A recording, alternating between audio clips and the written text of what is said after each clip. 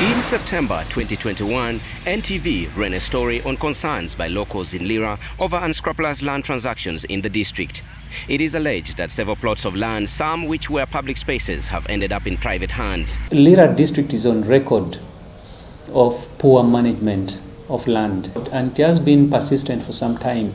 Early last year, the ministry suspended all public land transactions in the district, but more complaints continue to flow in.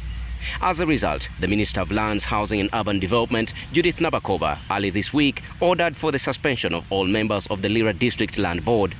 This follows a recent complaint that was raised to the Lands Ministry by a concerned local resident, Anthony Ojuka.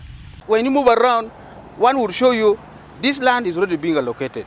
This one has already been allocated. This already been allocated. And it became a concern to me. Public land is just disappearing. In a letter dated 31st of January 2022, the complainant calls for investigations of officials of the ministry's zonal office based in Lira into fraudulent land transactions in the district and city centre. The ministry's zonal office is a point of concern. When you ask them, they will say, for us we get the transaction from the land board. When you ask the land board will tell you, for us we always, when they hire us, we always write to them. So it's hide and seek. So the ministry should do some kind of investigation. Ojuka suspects that there has been some connivance between officials from the zonal office and officials from the ministry's headquarters in Kampala. Actually, it was so surprising. When immediately I submitted a letter to the permanent secretary of the Ministry of Land, just within 5 minutes, I was again given that copy through the person accused of mismanaging the office, which means there seems to be some connivance. However, even with the instructions from the Lands Ministry to suspend officials, some district leaders have accused the minister of acting in a rush. According to the Lira district chairman, Okelo Rick, the district will not suspend accused officials for fear of attracting financial implications. When I do the suspension, or the district does a suspension, and these people are found not to be guilty, and they go to court, do you know how much money we shall lose as a district? And where do we have the money to pay? This is the office which has been operating. You cannot close it as if you are closing a toilet. You need to come down to the ground and investigate.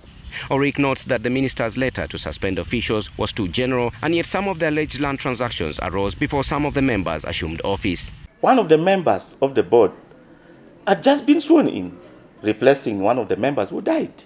And if he's saying that we suspend the land board, that means this lady also will be suspended before even doing any activity in the land board. The past few years have seen an upsurge in land-related cases within Lira district. Last week, one of the members of the district land board was arrested for reportedly trying to smuggle files from the land's office.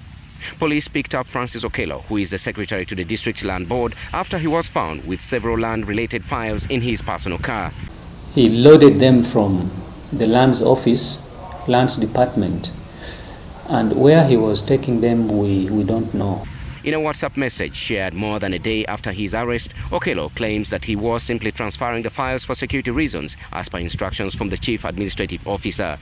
He was later released on police bond pending investigation into the matter.